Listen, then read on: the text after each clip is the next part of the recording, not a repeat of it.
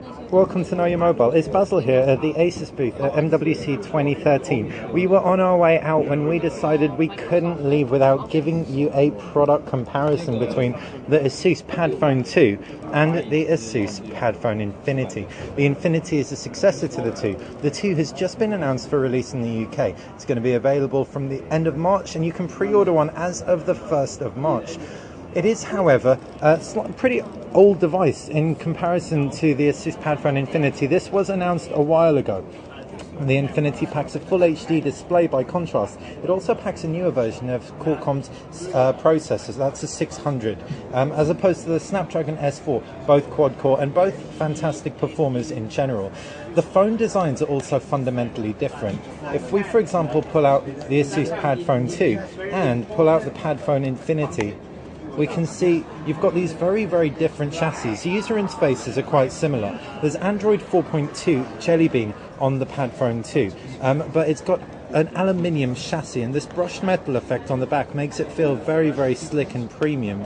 If we put that down, we can see the Padfone 2, in contrast to the Infinity, has a plastic backing. It's nice and grippy, don't get us wrong, but it definitely doesn't feel quite as rich in the hand. You do have this aluminium frame and a 720p display, in contrast to the full HD display on the Padfone Infinity.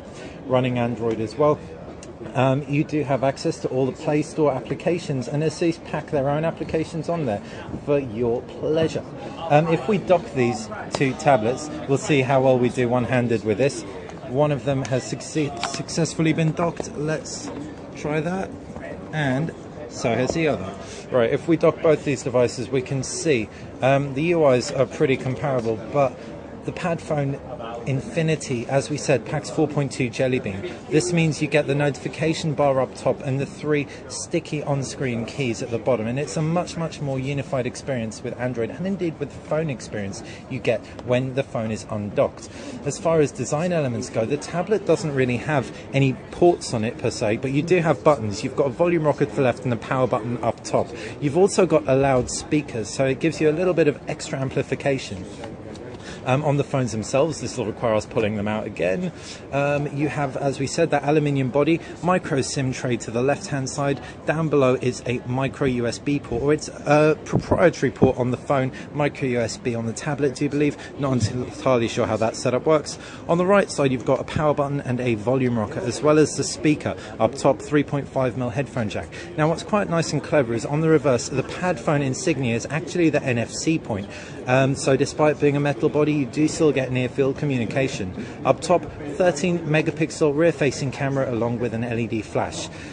Taking a look at the original, or the Padfone 2, we can see you've got pretty similar amount of ports. So at the base, you've got that same port. On the right side, volume rocker, power button, up top 3.5mm jack, micro SIM eject tray. Flipping it round, it does have NFC, plastic backing, that isn't an issue, and a 13 megapixel camera once again.